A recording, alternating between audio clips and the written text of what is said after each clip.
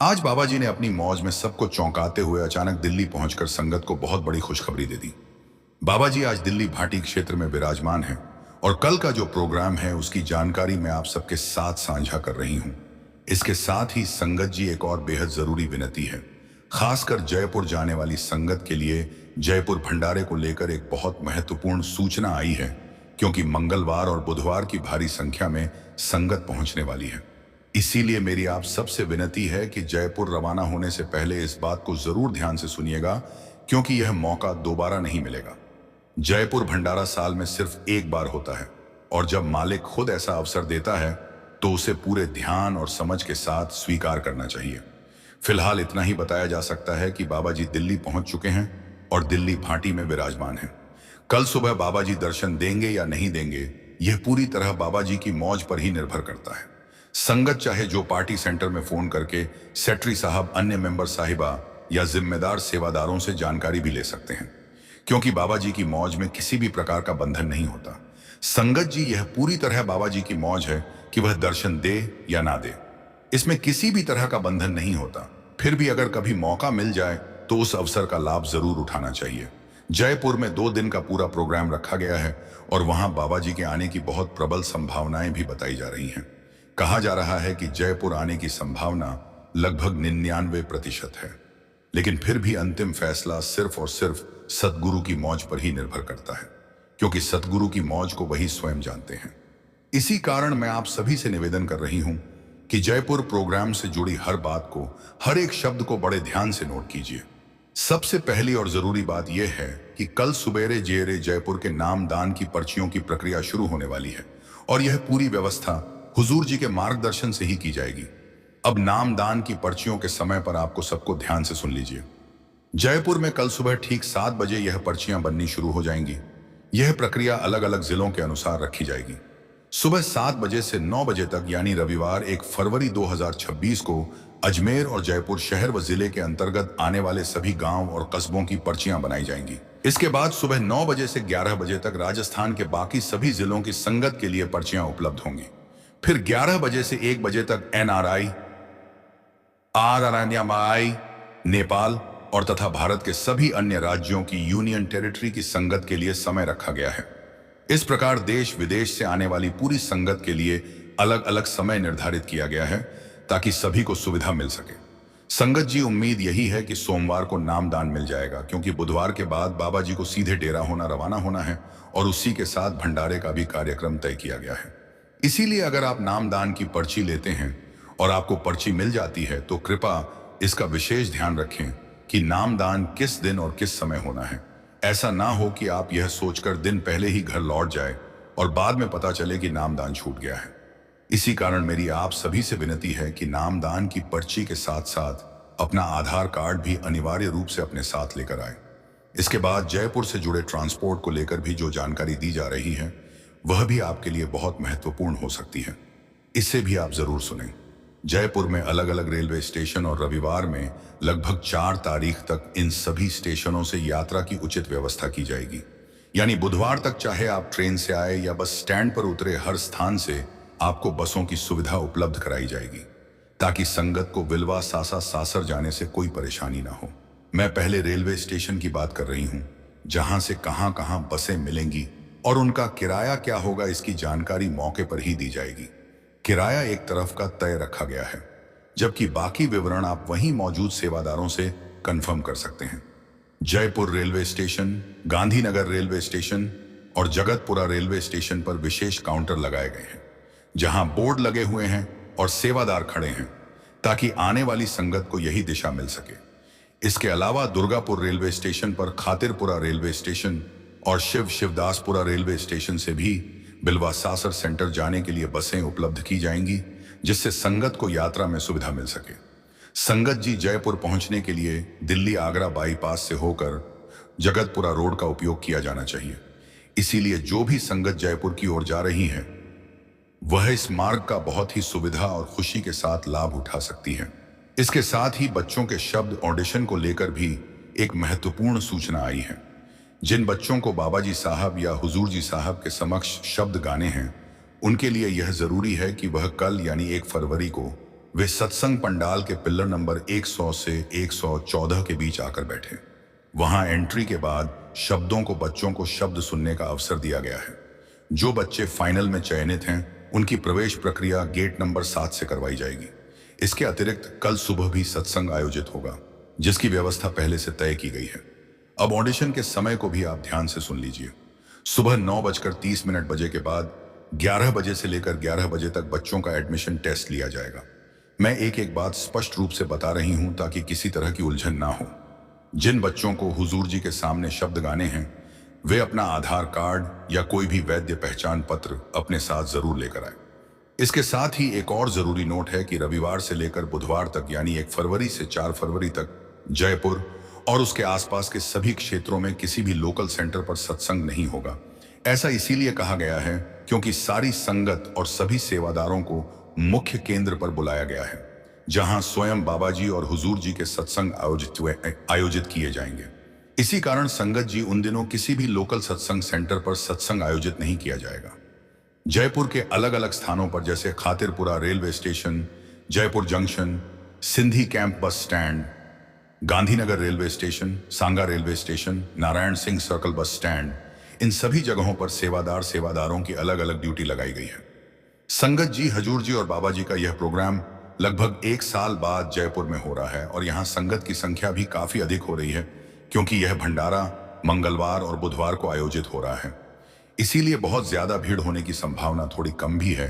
फिर भी यह सब संगत की मौज पर, सत्संग की मौज पर ही निर्भर करता है क्योंकि इन दिनों वर्किंग डे और होता है और कई संगत को छुट्टी नहीं मिल पाती। फिर भी जब भी सत्संग का ऐसा अमूल्य अवसर मिलता है तो उसे अवश्य ग्रहण करना चाहिए। इसके साथ ही एक और सेवा की जानकारी भी है। राधा स्वामी डेरा व्यास रोपड़ की ओर से 1 फरवरी को सुबह 8 बजे से लेकर दोपहर 1:30 तक रक्तदान शिविर भी लगाया जा रहा है। जो संगत मधुमेह से पीड़ित है यह रक्तदान ना करें। इसीलिए रक्तदान से पहले सेहत का ध्यान अवश्य रखें। इसीलिए सत्संगत जी सबसे पहले अपनी सेहत को पूरी तरह संतुष्ट हो जाए तो ही हेल्थ चेकअप के अनुसार ही तय कीजिए। आज बाबा जी की कृपा से रक्तदान कर सकते हैं या नहीं, यह आपकी सेहत पर भी डिपेंड करता है कि सारे अवसर सत्संग के संगत के लिए ही रखे गए हैं और ऐसे सुयोग बार बार नहीं मिलते। देखिए, बहुत से सत्संग ऐसे हैं जो दूर दराज के इलाकों में लगते हैं, जहां हर संगत के लिए पहुंचना आसान नहीं होता। कई लोग साल में 2 बार, कोई 1 बार तो कोई 3-4 बार ही डेरा अभ्यास पहुंच पाते हैं। व्यास में तो साल में कई सत्संग हो जाते हैं, लेकिन बाहर के बड़े सेंटर पर सत्संग आमतौर पर साल में 1 बार ही हो पाता है। दिल्ली में 3 बार और मुंबई में 2 बार अवसर मिल जाता है, पर बाकी जगहों पर सिर्फ 1 बार ही सत्संग लगता है। इसीलिए जब ऐसा अमूल्य अवसर मिले तो संगत को अवश्य जाना चाहिए, क्योंकि सत्संग ही हमारे प्रारंभिक मार्ग की असली पूंजी है। सत्संग के माध्यम से ही हम भीतर की ओर बढ़ते हैं, सत्संग से ही चेतना जागृत होती है और सत्संग के द्वारा ही आत्मा मालिक से जुड़ती है। जयपुर में रहने की व्यवस्था भी अब पूरी तरह शुरू हो चुकी है। यहाँ ठंड काफी अधिक है, दिन में हल्की सी गर्मी महसूस होती है, दोपहर के समय तेज धूप होती है, लेकिन रात होते ही फिर वही सर्द हवाएं चल पड़ती हैं। इसीलिए मेरी आप सब लोगों से विनती है कि कपड़े ऐसी हिसाब से लेकर आए ताकि ठंड से पूरी तरह बचाव हो सके। आगे अगर सदगुरु ने चाहा तो जयपुर से जुड़े और अनुभव और सवाल जवाब भी मैं आपके साथ साझा करूंगी, क्योंकि मालिक ने हर किसी को कोई ना कोई ड्यूटी पर लगा ही रखा है। संगत जी, अब मैं आप सभी को हरियाणा के एक शहर गुरुग्राम से जुड़ी एक सच्ची और भावुक घटना सुनाने जा रही हूँ। यह घटना एक ऐसी सत्संगी लड़की की है जो गुरुग्राम की एक बड़ी कंपनी में काम करती थी और जिसकी रक्षा स्वयं बाबा जी ने एक पुलिसकर्मी को माध्यम से बनाकर की। वह लड़की मूल रूप से हरियाणा के एक छोटे से शहर कैथल की रहने वाली थी। उसकी पढ़ाई लिखाई भी वहीं पूरी हुई थी। वह और उसके माता पिता तीनों ही एक सत्संगी परिवार से थे। माता पिता ने नामदान भी ले रखा था। हालांकि उस लड़की ने अभी तक नामदान नहीं लिया था, लेकिन इसके बावजूद बाबा जी पर उसका पूरा भरोसा था, जैसे अपने माता पिता पर होता है। उसने सीए की पढ़ाई भी पूरी कर ली थी। बाबा जी की कृपा से वह पहली ही कोशिश में परीक्षा में सफल रही। संगत जी, आप भली भांति जानते ही हो कि सीए जैसी कठिन परीक्षा में पहले प्रयास में सफलता मिलना कितना मुश्किल होता है। जैसे ही उसका परिणाम आया, पूरे घर में खुशियों की लहर दौड़ गई। माता पिता का सिर गर्भ से ऊंचा हो गया। सीए पूरा होने होते ही गुरुग्राम की एक नामी कंपनी ने उसे नौकरी का प्रस्ताव दिया। हालांकि उसका मन अपने ही शहर में रहकर काम करने का था, क्योंकि वह अपने माता पिता की इकलौती संतान थी। संगत जी, उसके मन में एक सवाल बार बार उठता रहता था कि वह अपने माता पिता को अकेला छोड़कर इतनी दूर कैसे जा सकती है। लेकिन सच यह भी था कि कैथल जैसे छोटे शहर में अच्छी और मनपसंद नौकरी मिल पाना आसान नहीं होता। माता पिता ने बड़े प्रेम और समझदारी के साथ उसे समझाया कि ऐसे अवसर बार बार नहीं आते। जब तक अपने शहर में कोई ठीक ठाक नौकरी ना मिले, तब तक गुरुग्राम में काम कर लेना ही बेहतर होगा। आखिरकार उसने माता पिता की बात मान ली और नौकरी स्वीकार कर ली। जब गुरुग्राम जाने का दिन आया, तो बेटी के मन में जहां उत्साह था, वहीं माता पिता के मन में भी गहरी चिंता भी थी। एक बेटी भी, वह भी अकेली, किस माँ बाप को फिक्र नहीं होगी। फिर भी उसके दिल में यह विश्वास मजबूत था कि बाबा जी हर पल उसकी रक्षा करेंगे, उसे सुरक्षित रखेंगे। जाने वाले दिन उसके माता पिता स्वयं अपनी कार में उसे गुड़गांव छोड़ने गए। वहां पहुंचकर उन्होंने उसकी रहने की व्यवस्था एक अच्छे और सुरक्षित पीजी में करवा दी, ताकि उनकी बेटी को किसी भी तरह की परेशानी ना हो। वह सुकून से अपनी नई नौकरी शुरू कर सकी। गुरुग्राम पहुंचकर उसने वहीं रहकर काम संभाल लिया। बस अपने काम को पूरे दिल से करती और हर रोज पूरी लगन के साथ ऑफिस जाती। संगत जी, काम का दबाव तो स्वाभाविक ही होता है और उसकी कंपनी में भी जिम्मेदारी का भार काफी रहता है। लेकिन उस दिन लोगों में से नहीं थे जो मेहनत से घबराकर पीछे हट जाए। वह हर काम समय पर पूरे मन और पूरी ईमानदारी से करती थी। इसी वजह से कंपनी प्रबंधन भी उसके कार्य से बेहद संतुष्ट रहा करते थे। कई बार काम इतना बढ़ जाता कि ऑफिस से निकलते निकलते रात के 8 या 9 बजे बज ही जाते थे। हालांकि गुरुग्राम जैसा शहर रात 8 बजे भी पूरी तरह जागता रहता है।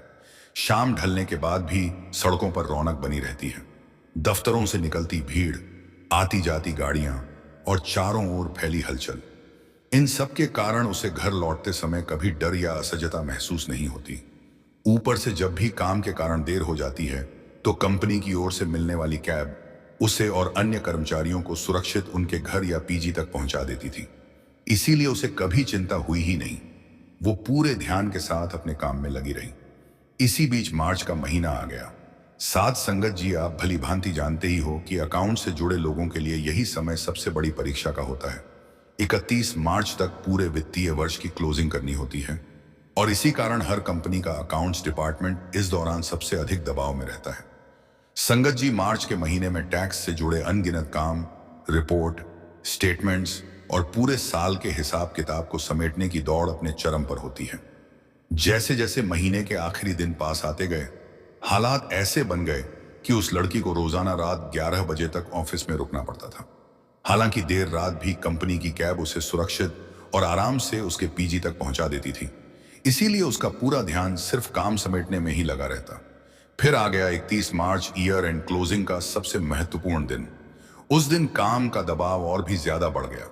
वह सुबह ठीक 8 बजे ऑफिस पहुंच गई, ताकि जितना भी पेंडिंग काम उसे दिन में भी पूरा किया जा सके। उसने कंप्यूटर ऑन किया और बिना रुके सीधे काम से जुट गई। ना दोपहर का खाना खाया, न एक पल का ब्रेक लिया। समय कब निकल गया उसे पता ही नहीं चला। धीरे धीरे लगभग सभी कर्मचारी अपना काम निपटाकर घर निकल चुके थे, लेकिन उसके लिए उस दिन भी घड़ी रात के 11 बजे रहे थे। जैसे ही उसने अपना आखिरी काम पूरा किया, उसने सिक्योरिटी गार्ड से कहा कि कंपनी की कैब ड्राइवर को फोन करके बुला दीजिए। गार्ड ने बार बार कॉल किया। कई कोशिशों के बाद भी ड्राइवर ने फोन नहीं उठाया। संगत जी, काफी देर तक कोशिश करने के बाद जब किसी भी हालत में ड्राइवर ने संपर्क नहीं किया, तो उसने मजबूरी से अपने बॉस को फोन किया और पूरी स्थिति समझाई। बॉस ने भी स्वयं कैब ड्राइवर को कॉल किया, लेकिन वहां भी वही नतीजा निकला। फोन या तो बंद था या अनरीचेबल था। आखिर में बॉस ने सामान्य स्वर में कहा, पान पाया, तुम बाहर से कोई टैक्सी या ऑटो ले लो, कंपनी उसका किराया दे देगी। इस पर उसने संकोच भरे स्वर में कहा, सर, पैसे की बात नहीं है। अब तो रात के 12 बजने वाले हैं और मैं बिल्कुल अकेली हूं, इसीलिए डर लग रहा है। बॉस ने हल्के अंदाज में जवाब दिया, अरे यह गुड़गांव है, यहां लड़कियां रोज देर रात तक काम करके अकेली ही घर जाती हैं। टेंशन मत लो, मेन रोड पर निकलो, कोई ना कोई कैब या ऑटो मिल ही जाएगा। अब उसके पास और कोई रास्ता था ही नहीं। उसने हिम्मत बटोरी और अकेली ही ऑफिस के बाहर निकल पड़ी। थोड़ी दूर चलकर वह मेन रोड पर आ गई। दिल में डर था, लेकिन होठों पर एक ही अरदास थी कि हे मेरे बाबा जी, मुझे अपने संरक्षण में रखना, मुझे सुरक्षित घर पहुंचा देना। वह करीब 10 मिनट तक सड़क के किनारे खड़ी रही और मन ही मन यही लगातार बाबा जी का नाम जपती रही। तभी दूर से एक कैब उसकी ओर आती हुई दिखाई दी। रात के लगभग 12 बज चुके थे। जैसे ही कैब ड्राइवर ने सड़क किनारे अकेली लड़की खड़ी देखी, उसने गाड़ी उसकी तरफ मोड़ दी, उसे उसका पता बताया और बहुत ही विनम्रता से पूछा कि क्या वो मुझे वहां तक छोड़ सकता है। लड़की ने ड्राइवर से कहा। उसने बिना किसी झिझक के हामी भर दी। किराया तय हुआ और कैब में वह लड़की बैठ गई। लेकिन जैसे ही गाड़ी के अंदर कदम रखा, शराब की तेज और कड़वी गंध सीधे उसके अंदर महसूस हुई। उसी पल उसके दिल जोर जोर से धड़कने लगा और कहने लगी, वो मन ही मन में बोलने लगी कि हे मेरे मालिक, मुझे आज तूने सही सलामत घर तक पहुंचाना है। उसे समझ नहीं आया कि ड्राइवर नशे में है। उसकी धड़कनें बेकाबू होने लगी, हाथ ठंडे पड़ने लगे। मन ही मन अनजाना डर उसके दिल में बैठ गया। कुछ ही देर बाद जब उसने खिड़की से बाहर झांक कर रास्ता देखा तो उसके होश उड़ गए, क्योंकि सामने जो रास्ता जा रहा था वह बिल्कुल जाना पहचाना नहीं था। वो रास्ता ना जाने कहाँ का था। वो रोज अपने पीजी जाया करती थी। यह वह रास्ता बिल्कुल नहीं था। गाड़ी अब बिल्कुल उल्टी दिशा में बढ़ रही थी। घबराहट से तुरंत उसने भाई को कहा, भाई साहब आप मुझे सही यहीं उतार दीजिए, मैं आगे चली जाऊंगी। उसने गाड़ी तो रोक दी, लेकिन फिर पीछे मुड़कर बोला, मैडम ये इलाका बहुत सुनसान है, यहां उतरना ठीक नहीं है, आप बैठी रहिए, मैं आपको आपके ठिकाने पहुंचा दूंगा। उसके शब्द सुनकर उसकी सांसें और तेज हो गईं। उसके चेहरे पर डर साफ झलक रहा था और अब वो बहुत ज्यादा डर चुकी थी। उसी पल अचानक ड्राइवर की बगल वाली सीट का दरवाजा हिलने लगा और उसकी धड़कनें और थम सी गई। जैसे ही बगल वाली सीट का दरवाजा खुला, उसका दिल जोर जोर से धड़कने लगा। अगले ही पल एक आदमी आकर कैब के अंदर बैठ गया। जैसे ही ड्राइवर की नजर उस आदमी पर पड़ी, उसका चेहरे का रंग ही उड़ गया। वो बुरी तरह घबरा गया, क्योंकि सामने बैठा शख्स कोई और आम इंसान नहीं, एक पुलिस वाला था। ड्राइवर तुरंत सीधा होकर बैठ गया और बनावटी साहिजता दिखाने लगा। जनाब कहां जाना चाहोगे? पुलिस वाले ने बेहद शांत और गंभीर आवाज में सवाल किया। तू किस तरफ जा रहा है? ड्राइवर ने झट से पीजी का पता बताया और खुद को बिल्कुल सामान्य दिखाने की कोशिश करने लगा। तभी सरदार जी ने तेज नजरों से सड़क की तरफ देखते हुए कहा, लेकिन यह सड़क तो इस पते की ओर नहीं जाती है। यह सुनते ही ड्राइवर एक पल के लिए पूरी तरह घबरा गया, जैसे उसके पैरों तले जमीन खिसक गई हो। हड़बड़ाहट में वह तुरंत बोल पड़ा, जी जनाब, वो रास्ता थोड़ा ज्यादा ट्रैफिक वाला रहता है ना, इसीलिए यह रास्ता चुन लिया। पुलिस वाले ने उसकी आंखों में आंखें डालकर कुछ सेकंड तक देखा, फिर बेहद शांत स्वर से कहा, ठीक है, कोई बात नहीं, इसी लड़की के पीजी की दिशा में ही जाना है ना, थोड़ा आगे मेरा थाना पड़ता है, पहले इसे सुरक्षित छोड़ दो, फिर वहीं उतार देना। संगत जी, इतना सुनते ही ड्राइवर पूरी तरह सीधा हो गया। उसके चेहरे पर डर और शक्ति साफ छलकने लगी और गाड़ी अब बिल्कुल सही दिशा में आगे बढ़ने लगी। लड़की ने बिना कुछ कहे गाड़ी स्टार्ट होते देख राहत की सांस भरी और सीधे अपने पीजी के सामने उतर गई। कुछ कदम आगे बढ़कर उसने धीरे से खिड़की की ओर झुककर देखा और कहा, थैंक यू सर। सरदार जी ने हल्की मुस्कान दी और कहने लगे, शुक्र उस मालिक का करना। इतना कहते ही कैब ड्राइवर बिना रुके गाड़ी आगे बढ़ा दी। लड़की पीजी की गेट की ओर मुड़ी, लेकिन सरदार जी के कहे शब्द शुक्र उस मालिक का करना लगातार उसके कानों में गूंजता रहा। अब उसे समझ में आ गया था कि वह कोई साधारण पुलिसकर्मी नहीं था, बल्कि मानो बाबा जी स्वयं उस रूप में उसकी रक्षा करने के लिए आ गए हों। यह एहसास होते ही वह पीछे मुड़ी, पर कैद बहुत आगे जा चुकी थी।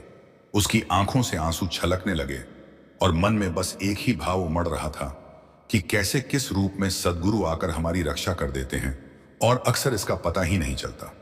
अगले दिन जब यह पूरी घटना उसने अपने माता पिता के सार विस्तार में सुनाया, तो वे सब सुनकर हैरान रह गए और तुरंत यह बात संगत के साथ साझा की, जिससे सबने सामान्य एक दिव्य और अनुभव प्रकट किया कि बाबा जी का शुक्र है। संगत जी, अद्भुत कृपा उजागर हुई। जब कोई इंसान संकट में होता है ना, तो अक्सर सबसे पहले वही याद आता है कि जिस पर सच्चा विश्वास होता है और जिस शक्ति पर पूरा भरोसा होता है, वही शक्ति किसी ना किसी रूप में मदद करने हमारे सामने आ ही जाती है। इसी तरह एक पानी का जहाज डूब गया और उसमें सफर कर रही एक सत्संगी बहन की रक्षा बाबा जी ने की। यह बात मैं आपको आगे साझा करती हूँ। एक बहन जहाज में सफर कर रही थी और अचानक जहाज समुंदर में डूबने लगा। इसी भय स्थिति में बाबा जी को याद किया उस औरत ने। उसी दौरान सिर जहाज के एक टुकड़े से टकरा गया और वह बेहोश हो गई। जब उसकी आंख खुली तो उसने खुद को एक सुनसान टापू पर अकेली पाया। चारों ओर सिर्फ समुंदर ही समुंदर था। वहां इस बहन ने बाबा जी से मदद की प्रार्थना की, लेकिन 2-3 दिन तक कोई मदद नहीं आई। धीरे धीरे हिम्मत जवाब देने लगी और सोचा कि अब शायद यही टापू हमेशा के लिए उसका घर बन जाएगा। फिर उसने टापू में रहने लायक एक झोपड़ी भी बना ली और खाने की तलाश में जंगली जंगलों की ओर चली गई। 2-3 घंटे बाद जब वह लौट कर आई तो देखा झोपड़ी से आगे आग लग चुकी थी और धुआं चारों ओर फैल चुका था। संगत जी आग की लपेटें आसमान की ओर उठती देख एक बहन, वो बहन घबरा गई और मन ही मन सोचने लगी कि बाबा जी ने मदद क्यों नहीं भेजी, और रहने लायक जो झोपड़ी उसने बनाई थी वो भी जल गई। रोते रोते वो वहीं बैठ गई और कुछ देर बाद नींद आ गई, लेकिन अचानक वो बहुत तेज आवाज से उसकी नींद टूट गई। आंखें खुली तो उसने देखा कि सामने एक विशाल जहाज उसके टापू की ओर बढ़ रहा है। वह बहन दौड़कर किनारे पहुंची और हाथ हिलाने लगी। कुछ ही मिनटों में जहाज किनारे आकर रुक गया और कप्तान ने उसे जहाज पर बिठा दिया। उत्सुकता से बहन ने पूछा कि आपको किसने बताया कि मैं यहां फंसी हूं? तब कप्तान ने कहा कि स्मोक सिग्नल देखा। बहन ने कहा कि मैंने तो कोई स्मोक सिग्नल नहीं भेजा। तब कप्तान ने उंगली से टापू की ओर इशारा किया और कहा, देखो वही। जब देखा तो जल्दी झोपड़ी से स्मोक सिग्नल निकल रहा था। यह देखकर बहन को समझ में आ गया कि बाबा जी ने मदद भेज दी थी और इसीलिए झोपड़ी में आग लगी। अगर वह आग नहीं लगती तो यह बहन इस टापू में कभी नहीं निकल पाती। यह सोचते हुए भावुक होकर वह बहन रोने लगी।